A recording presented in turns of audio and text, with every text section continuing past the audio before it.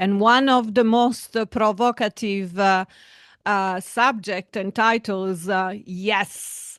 In Biennale Architettura 2025, I have the pleasure to have here on Márton Pintér. Is It's a my pleasure. Thanks for having me. professor, associate professor of in Budapest Metropolitan University, and he is the brilliant mind behind the concept you see behind my shoulders. Welcome here with me in the Italian Hi way. there. Hi, Simona. Thanks for having me.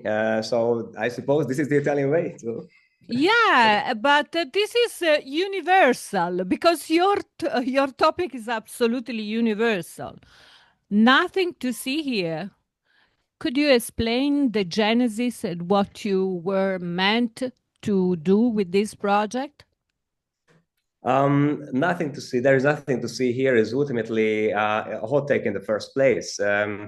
Of course, it's an exhibition, but it's a way bigger venue where the exhibition takes place. So there is a lot of noise around it. So it's really crucial to introduce an idea that's understandable right and at a momentum at the very first blink of an eye. But it's also super suggestive. So there's nothing to see here. It's more like an invitation to discourse. Of course, it's radical, not only as a title, but only as only as contents that are introduced within the exhibition under the title of "There's Nothing to See Here." Of course, there's a lot to see. But that's just one part of the concept. On the other hand, it's a layered exhibition, so it begins with the title. Then it offers basically a full picture of the idea within seconds, and then within just a few minutes. But you could also spend several minutes, at some parts of the exhibition to get the full picture. But you will never get lost because it's just so condensed and so well structured. But there is also another take, which is this slang to it. So there is nothing to see here is ultimately a police slang. It's a critique outwards. It's a self-reflection inwards. So all in all, it pretty much wraps the whole thing together, I think, yeah.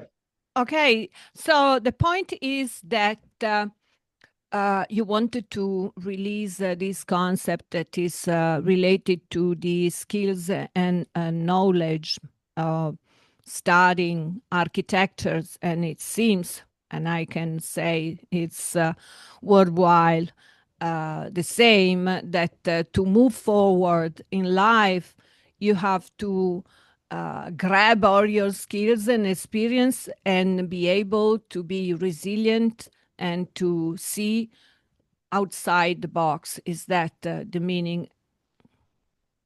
Yes. Well, architectural knowledge is very very complex, but also interconnected with so many other disciplines. At least that's what we architects acquire at the university. Yet on the market is just a very little portion of it that's required to realize a building. I mean, simply put, basically the construction industry is just so over quantified and so on demand kind of industry that it just rushes and adjusts and optimizes architecture to get, in a very capitalist way, to get the most out of the least. And so that's why the very kind of a big part of architecture knowledge is not required at all when it comes to building houses.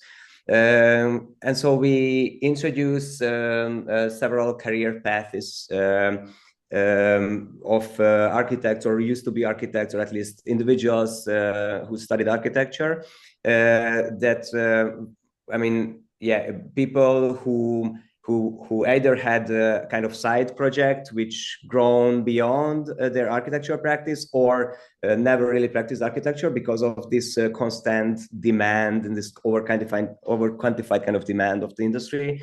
And so they focus their interest toward a very specific skill set instead of using everything. but just focusing on art direction, building manually, building digital agencies, inventions, different services, softwares, whatever, music even. So yeah, that's the idea. So basically the ultimate question is that what happens if we unrestrict architectural knowledge from the construction industry? And pretty much that's what happens, as you can see inside the pavilion. And how you follows the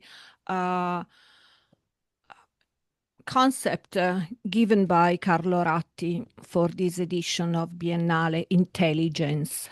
How then you explores the different application of these themes?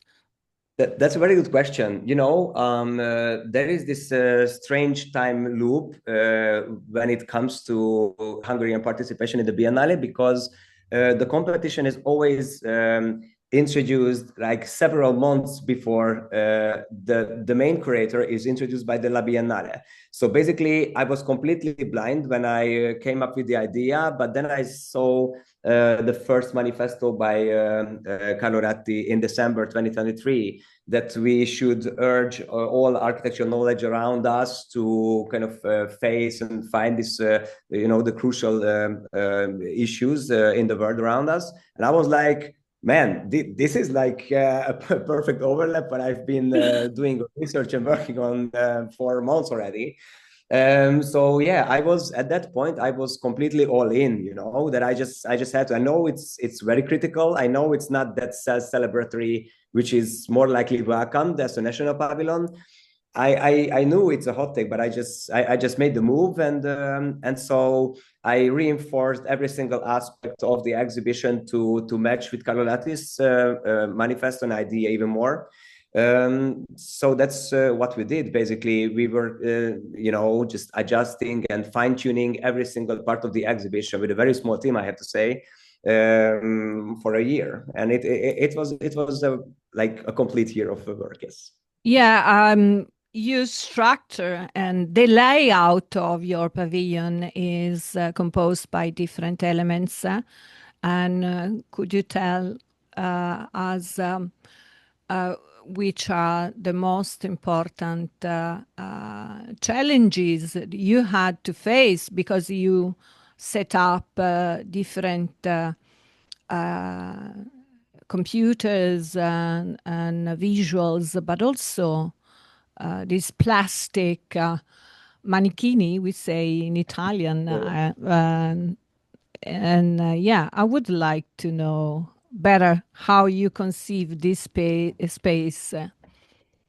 Okay, so we find ourselves in an abandoned architecture office, suggesting this this idea, this kind of a dystopistic idea of an architect, like, well, what do we really do?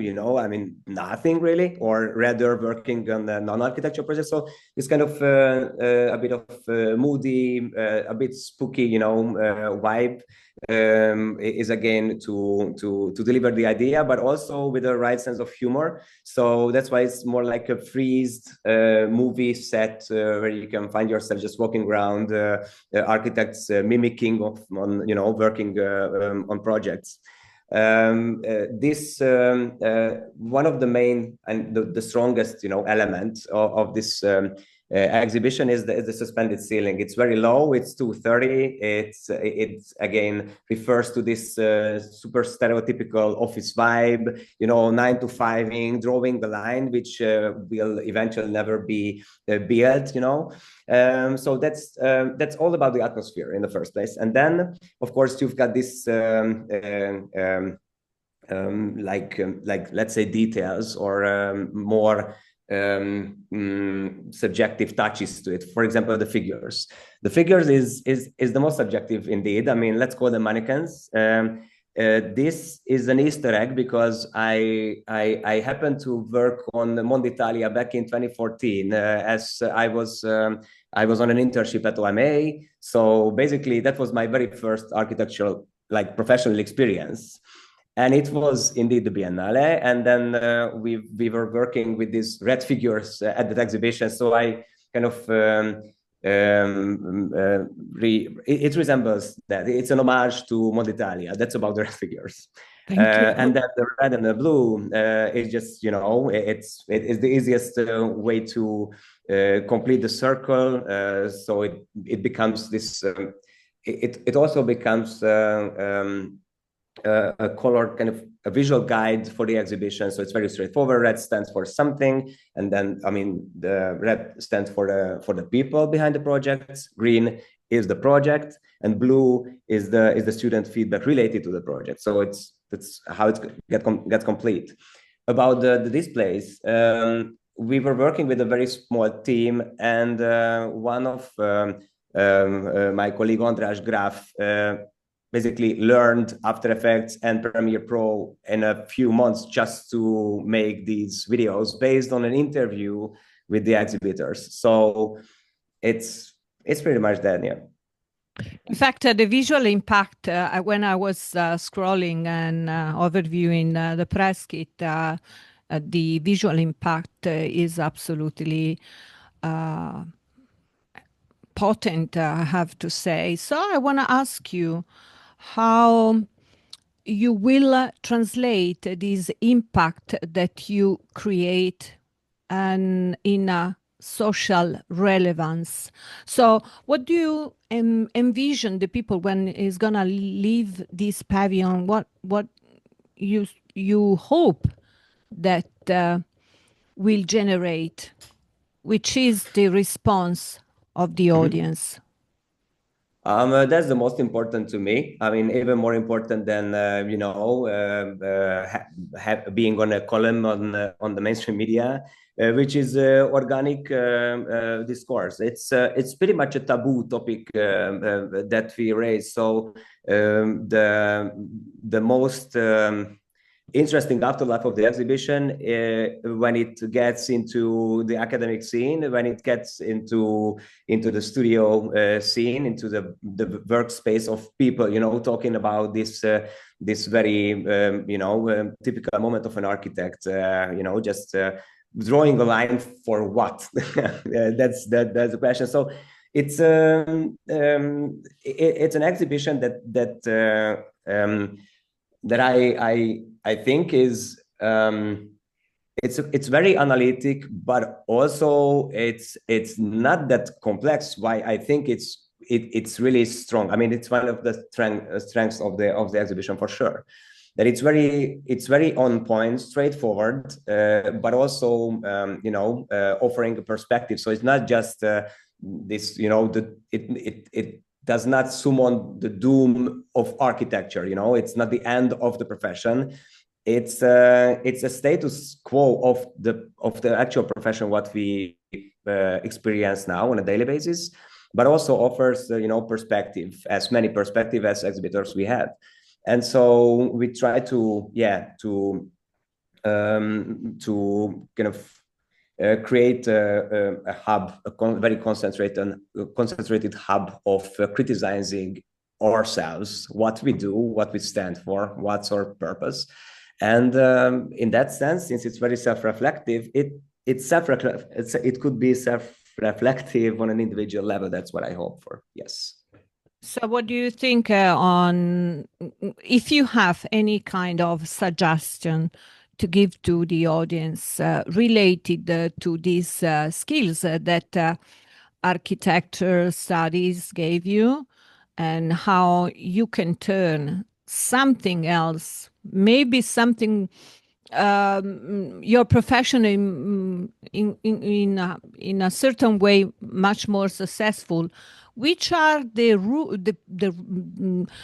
parts that you can follow thanks to this strong education in architecture? So this we call pensiero laterale, okay, lateral thinking. So, okay, I'm not, I can't find a job as architect, or I'm not having enough satisfaction from this. How would you suggest, and which way you will undergo? Yeah. So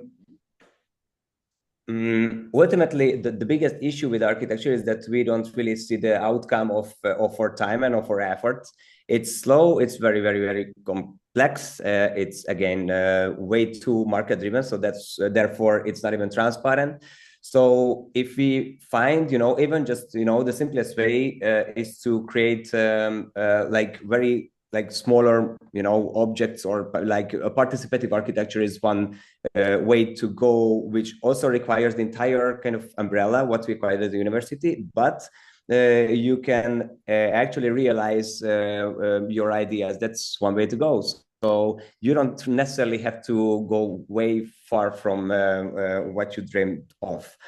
But then if you just focus on any any of your skills and kind of master it within months or years, you could be, a creative director in movies, but also in architecture. There are some positions as creative direction. You could be art directing again, movies, commercials, web pages, UX, UI, software engineering. I mean, whatever comes in picture, especially now with the help of AI. It's not really about hard skills. It requires more and more about creativity and the people behind. So soft skills ultimately. And then there is the research part. Again, you could be a columnist, writer. You could be politician. Mathematician, as we have Christina Regős as one of our exhibitors. You could invent, you could shoot for an investment opportunity if you have a patent, in your pocket that could be investigated. At least that's what we not only introduce in the exhibition, but also our team and our very close, friends, architects friends tend to move towards. So it's quite a thing nowadays that architect position is like a secondary position that comes along with something else. So there is, it's kind of a rarity now to meet, architects that are just doing only 9 to 5 in a firm. It's always some kind of secondary thing, which eventually, grows beyond the 9 to 5 architect position. That's the kind of trend what we can see. Okay, so you represent Hungary, and I would like to know your thoughts about the participation of in Biennale. So what is giving you from a professional perspective and also as a nation? Well, we have a few minutes left, so okay. You can be a little bit synthetic. Okay. So from a professional point of view, I would love to use this opportunity to move abroad and actually experience the profession on a not only a higher level, but without the glass roof effect, which I especially experience at home. I mean, quite often. So that's my personal take, but it's also, I hope, the same experience with visitors or part of the team. On a national level, however, I think we should be proud of this exhibition for sure on the national level, not only because finally we are on the radar on an international level and we raise interest of people and, of the media, but also because from a small nation like Hungary, we can still, introduce so many great, stories and so many great individuals, like completely delivering the idea of the state. That's it's again our way of thinking, I suppose, or of course that's the positive part, but also maybe Hungary is like an incubator house with so much, hard, obstacles to move on that, it just trains us to come up with amazing stories like this. So yeah, it's a positive negative thing, which I don't think is is that bad. Again, it's all about self-reflection. It's not this self-celebratory national saloon, which I think is super cringe on a biennale, you know, it has no discourse, nothing. So yeah, it was super, super hard to make it happen, to be honest. Okay. Very good. As you could imagine. Yeah. Okay. Thank you very much. Thank you, Márton Pintér, to be with us. And if you want to visit a Hungary pavilion, nothing to see here. It's absolutely an experience. And if you want to get more information, you can dive into the Biennale sites. Keep on staying tuned and see you soon. Ciao. Thank you. Thanks a lot, Thank Simona. you. Ciao. Thank you. Bye. Ciao, ciao.